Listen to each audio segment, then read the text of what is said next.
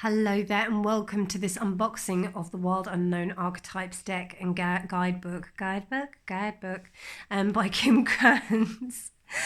And yeah, this is one of 3 of her books or the card decks that she's got.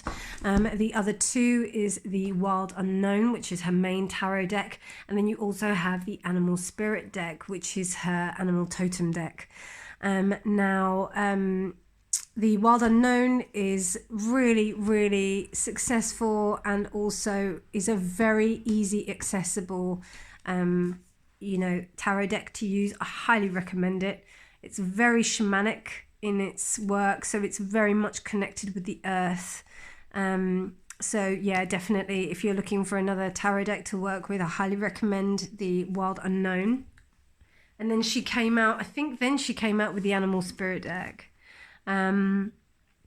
And this is just, again, purely working with the animals, very shamanic again, and it's just beautiful. It just works with more colors, I think, within this deck. And then with the archetypes, this is, I would say, it's a deep deck. I mean, when I unboxed this, I started crying. The emotions that kind of came through me from the unleashing of this deck was just really powerful.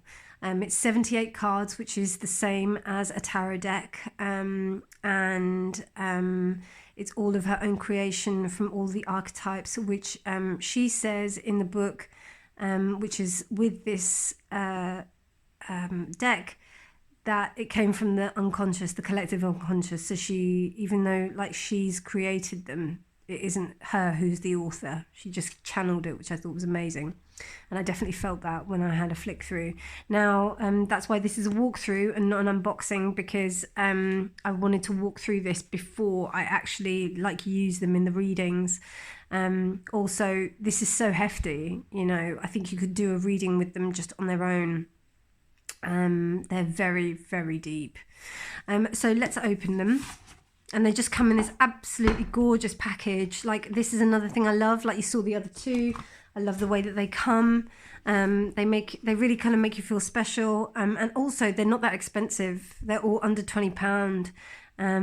So they're very accessible. Very beautiful decks, which is probably why they're so popular. And here you have the, this a magnetic box, which is really nice with this beautiful image. On the back you have this, and it's what do you call it, it's Harper One Publishing, probably why it's done so well. And here we have accept all and reject none, which I think is really important and really valuable. And then we have the book, which is pretty hefty, 222 pages. So she definitely has put her heart and soul into this. And what it does is it gives you a little introduction about the different types of cards. It has it really well kind of put out. I really do love it, and I can see why it's been as successful as it is. You've got a story about her own creation of this deck. And then it moves on into the ideas behind the cards.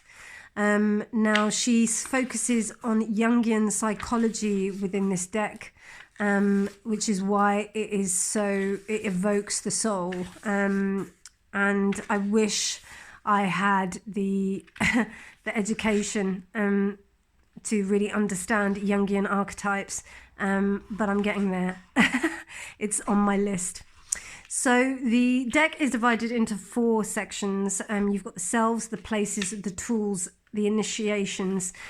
So we will look at those. I will, as we go through the deck, I will divide them into that. So it gives you some ideas on how to begin, also how to read the cards. Again, it's a very shamanic deck, exceptionally shamanic and unconscious deck.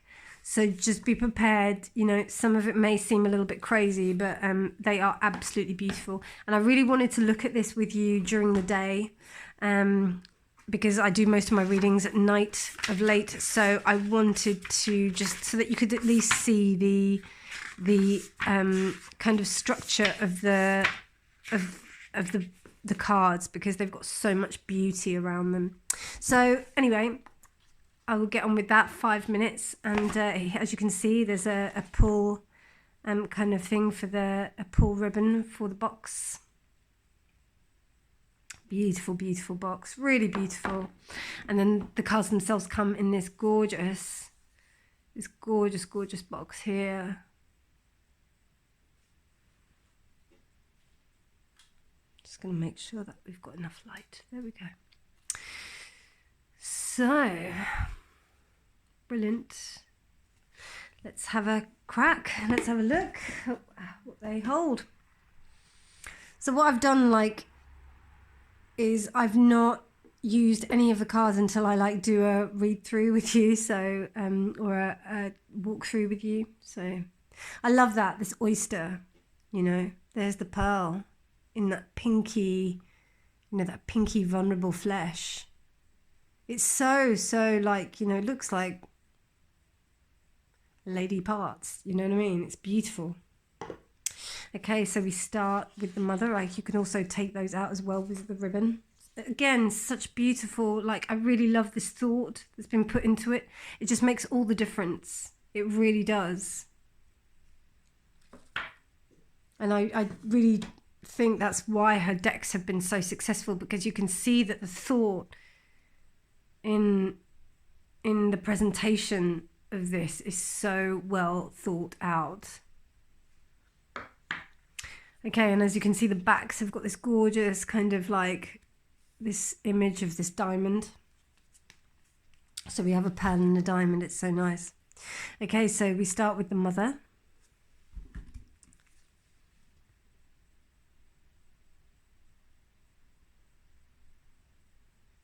Surrounded in nest. Right, look, the snake.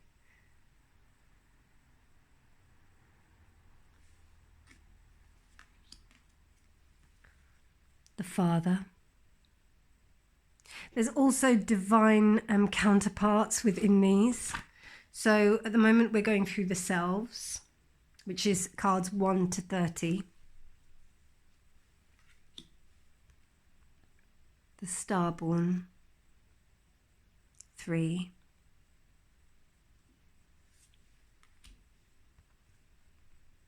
The eternal child. Already you can see that these are just totally different compared to how the tarot would be used.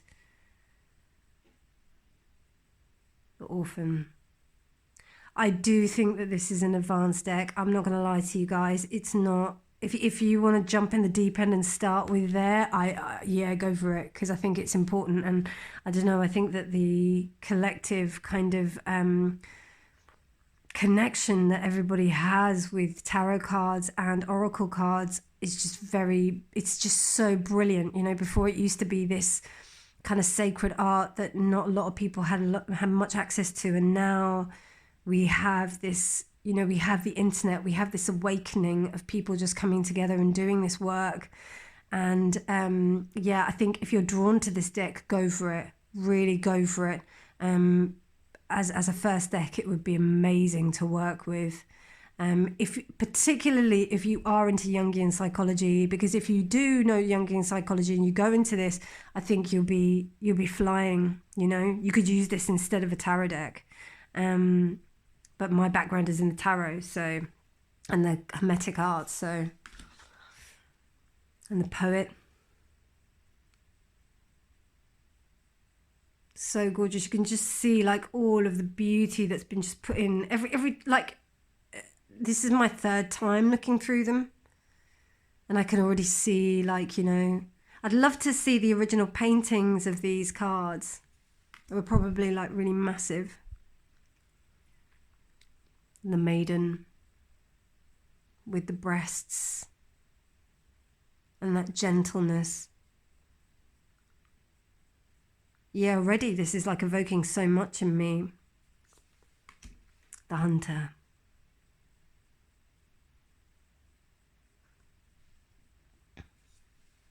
The warrior.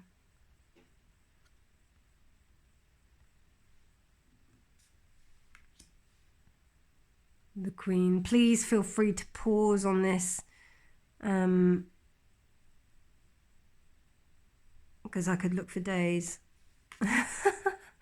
Otherwise I have to go pretty quick. I love how there's this, you know, the pearl again and the king. Pearls are very strong symbolism within her work.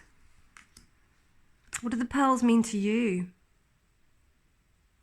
Wow, that looks so blue on the camera, but like it's really beautiful here with that sacred key of Solomon. Love that. The crone,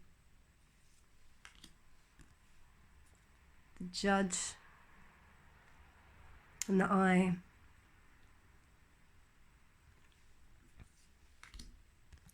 The shapeshifter with that, you know, with that kind of like, I love the way that she's managed to like kind of like give you the gradient of color with that fish eye.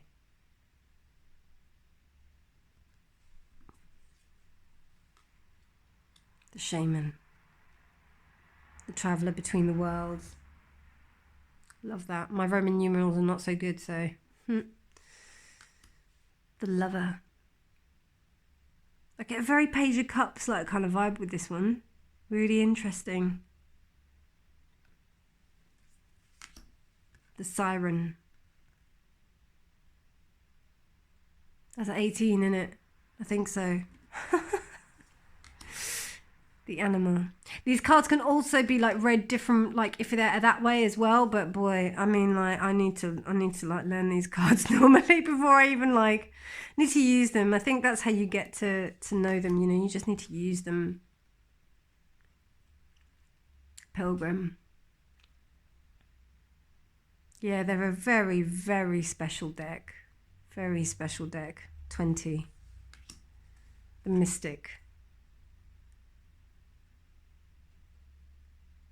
And it's a butterfly with these eyes and the pearls again, pearls of wisdom. Because I think the symbolism as well with the pearl is that, like, you know, it's a piece of grit. So it's a piece of grit that gets inside the oyster and then the oyster makes it into the pearl.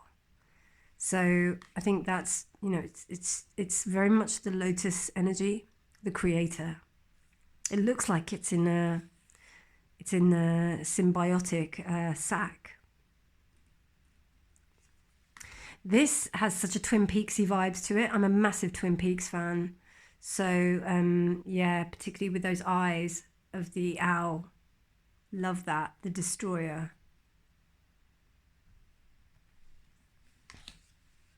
It's very, she's also a yoga teacher as well. So she has that connection with Indian religion and mythology. Sustainer.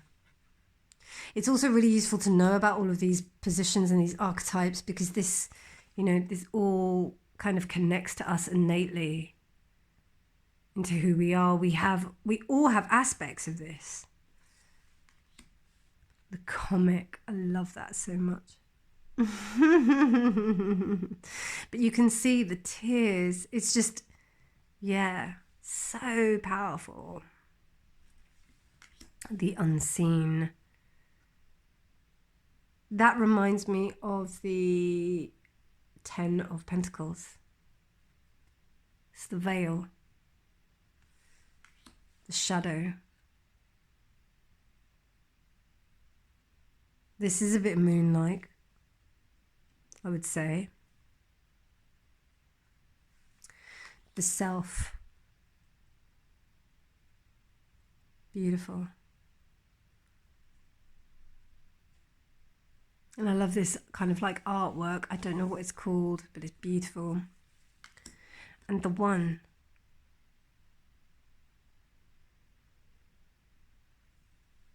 Okay, so now we go into the places.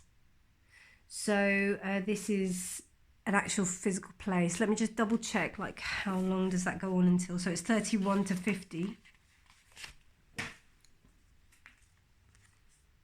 Gonna really test my knowledge of Roman numerals here. So hang on a minute. The One. So that, yeah, no, that one was the people. But yeah, the heart.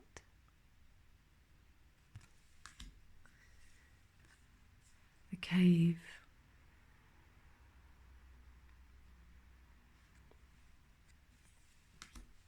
The mountain.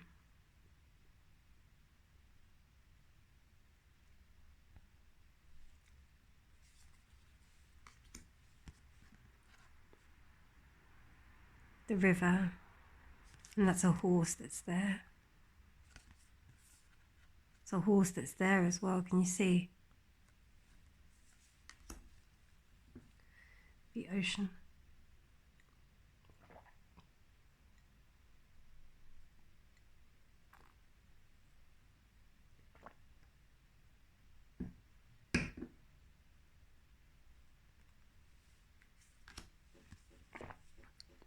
The forest.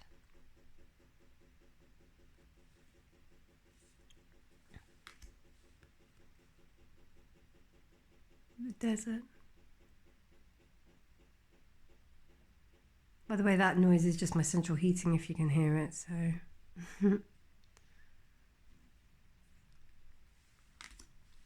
The bridge. See, when I think about all of these cards, or when I even just see the image, it just evokes so many stories of my childhood, of the religions that I know, of all of the different things, where all these stories, these archetypes come from. That's why they're so powerful. They're very, very, they evoke so much. The temple. The temple of you. The temple of where? Where is this the temple of?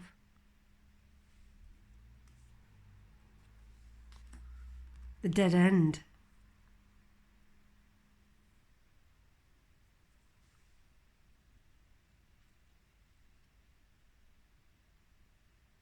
Okay, no, I didn't keep count. The village. I think we're still in places. Yeah.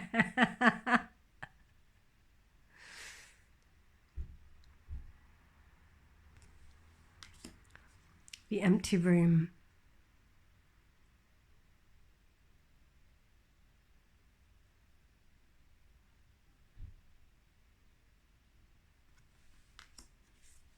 The castle.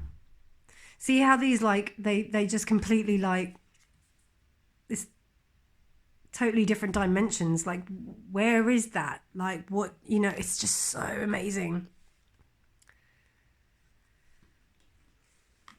The box. My neighbours have the most annoying, and this isn't even my next door neighbours, this is like the people opposite. They have the most annoying doorbell. Love and light, peace and love, and all of that. The box. The threshold. I think this is it already, is it 50? I think it's 50.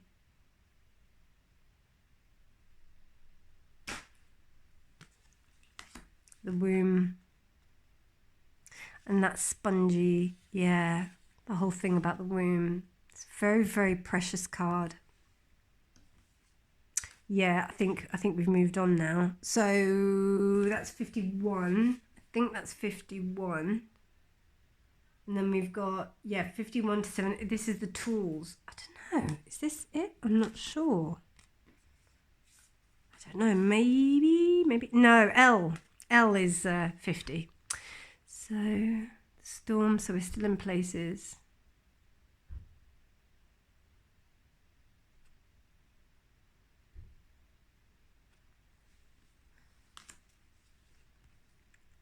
The underworld.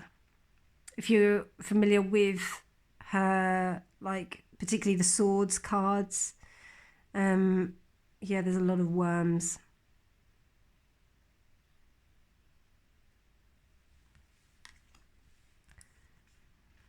The fault line.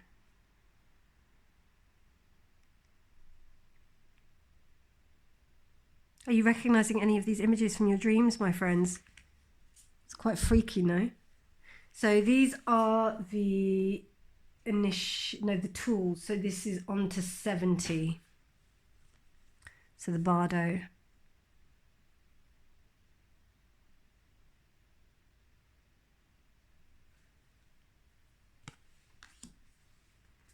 The flame.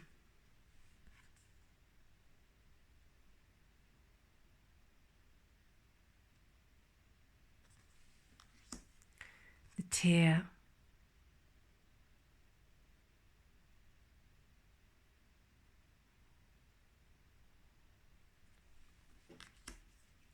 The riddle.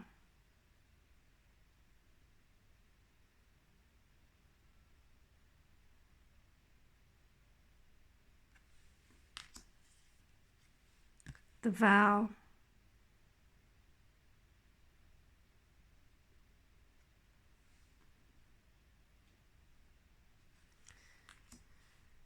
The vision.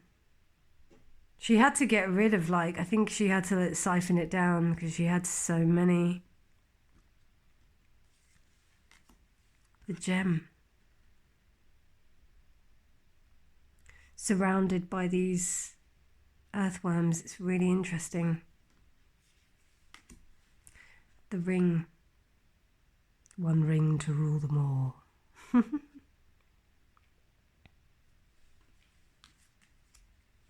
The nectar.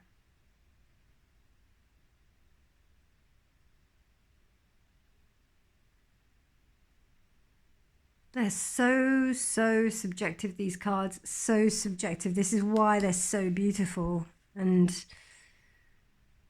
it's a real, yeah, kind of honor to be working with these cards, actually.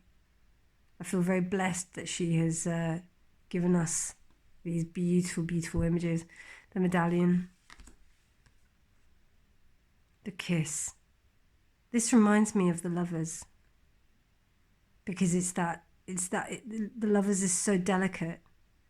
It's a choice.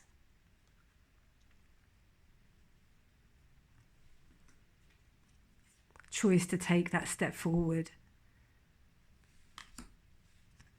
The mask.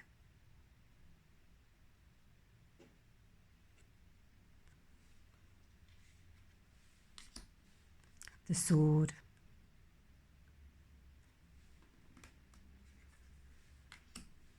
The venom.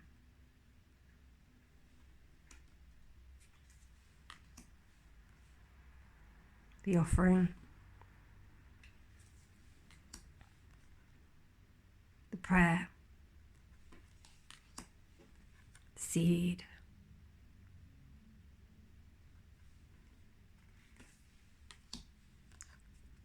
I think, is that 70?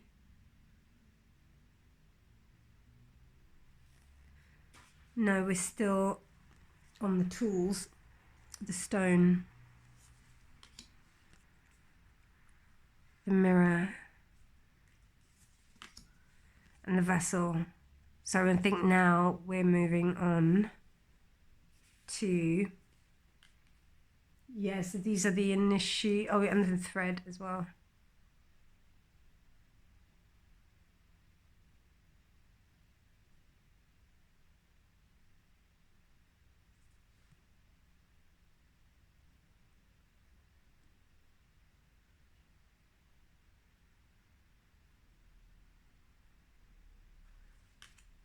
And then here is the initiations. And she's saying here that they're similar to the trump cards or the major arcana in the tarot. So Eros. Love. Agape.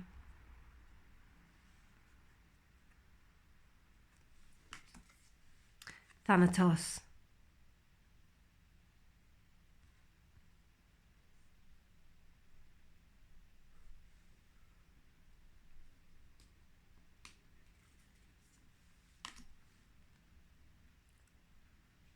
Apocalypsis.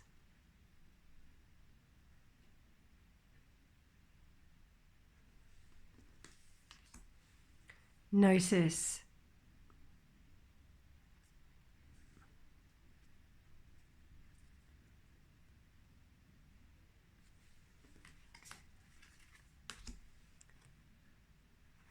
Kairos,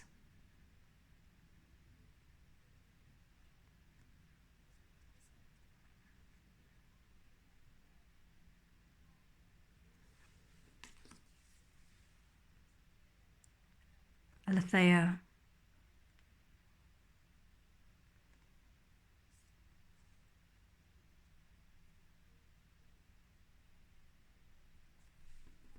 and the last card, Anima Mundi.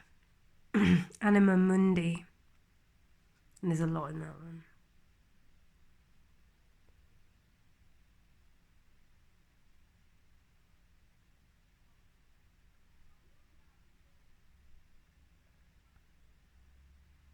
Beautiful, beautiful cards.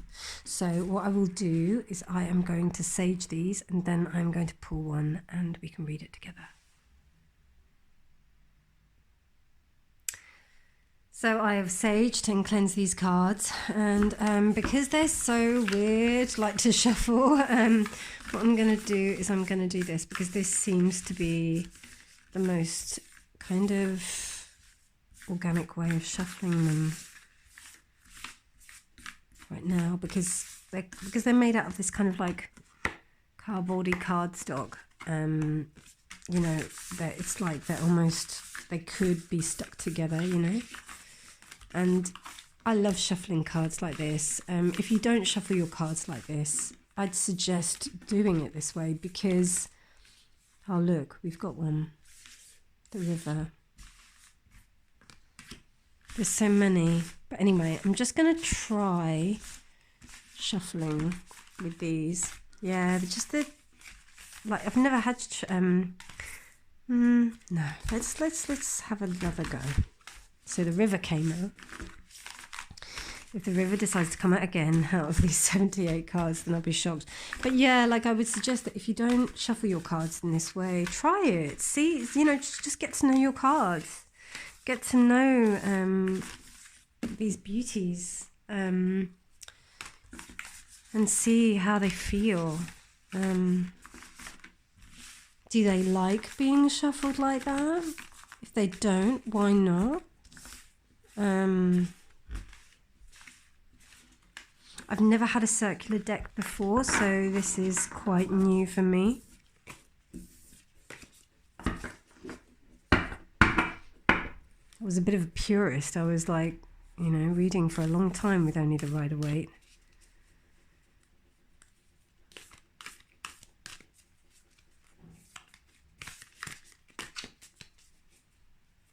And as you can see, yeah, they're pretty difficult to shuffle. So yeah, I probably will prefer to shuffle them in that way that I did.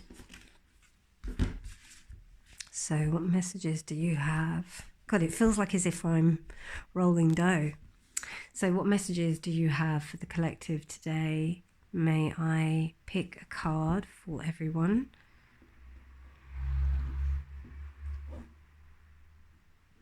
Is that the one? Is that just one? Or there's two here? Okay, let's see what they say. Right, so we've got fault line and the siren, and they both, like, the fault line was upright like that, but the siren was slightly slight like that. So let's have a little look at what these mean.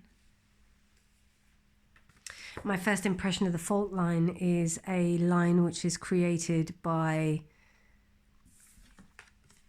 the earth. When I'm in a plane, an aeroplane, and I can see like dried up rivers, you know, where tectonic plates come together.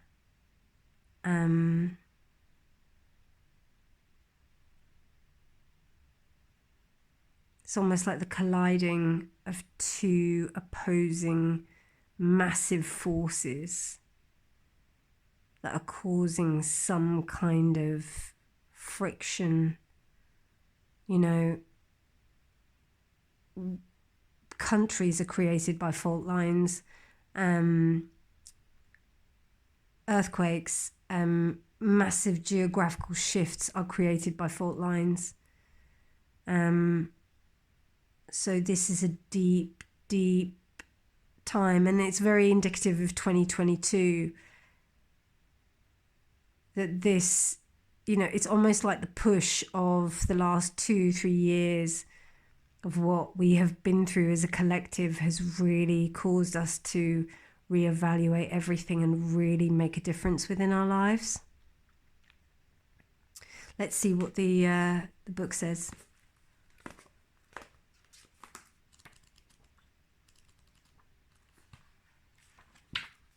And this is where we look in the content section, because that is where it's very helpful. The fault line, the fault line, the fault line, the fault line. 161.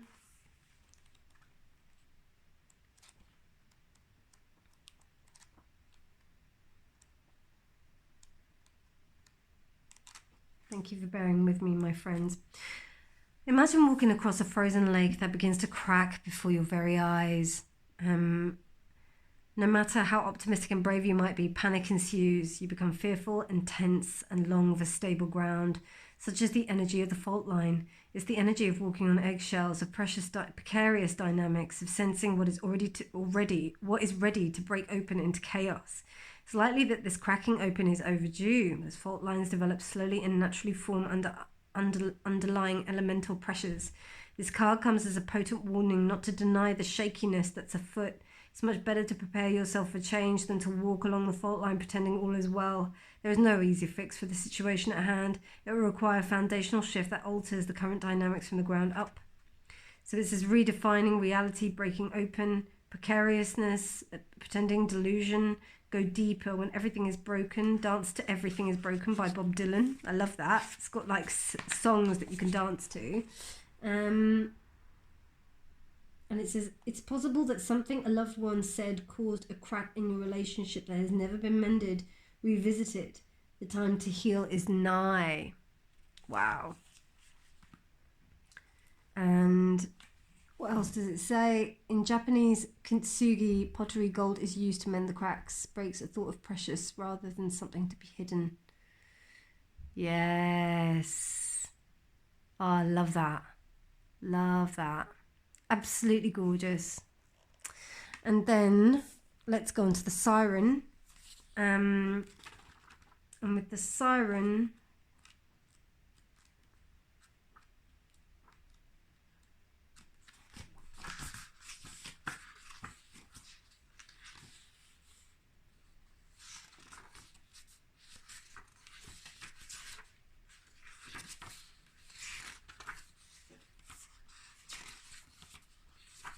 I'm sorry for the length of this video. I didn't realize how long it was going to be, but like this is an intense deck. So the Siren. The Siren is the cells, I think. Yeah, she is. Number 1897. Fudge cakes. Right, okay, sorry. I went past the page. When you're trying to do it like with one hand, it's like pretty, you're thinking, oh yeah, I'm gonna like save time because it's gonna be much better. Oh, it's all right. It's not so bad. I was thinking, oh my God, this is going on for too long. Anyway, right. So first thing I get with this card is the Mermaid, the Enticer. Some sort of temptation that may be so alluring. But the sirens were not, in Greek mythology, they weren't very healthy beings to be around. So here it says the temptress, the seducer, the femme fatale. Yeah, I like this.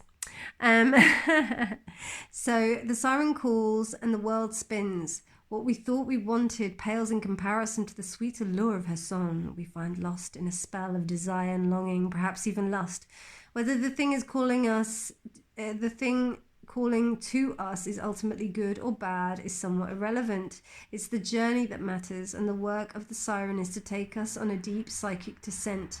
Following her song, we go down, down, down to a place where lessons are learned and courage must be rallied to find our way back to dry land. Try as we must, resisting the call may not even be an option, unless, like Odysseus, we bind our hands to the mast of our ship. It's likely though that falling under her call is the only way we will come to live more fully on the surface. So it says when it is light, it's awakened sensuality, absorption, arousal. When dark, it's wickedness, adultery, wreckage, betrayal, insatiability. She specifies Lana Del Rey's album Ultraviolence. Other iterations of the siren archetype include the nymph, the mermaid, the fairy, often come in sets of 3 as a trinity of temptation. And embodying the siren archetype requires that we explore things that are taboo. The siren laughs at conventions and constraints. She eats rules. I like that a lot. Yeah. Okay. So the collective reading that I'm getting from this is that basically there may be some attributes that we still need to dive into and sink into. If you are familiar with this archetype, then maybe there's a new way, a new breakthrough of you being able to manifest with this archetype. When I say manifest, I'm talking about how do you manifest your character? How do you move things through? How do you instead of like, how does the femme fatale age? How does it become the fault line?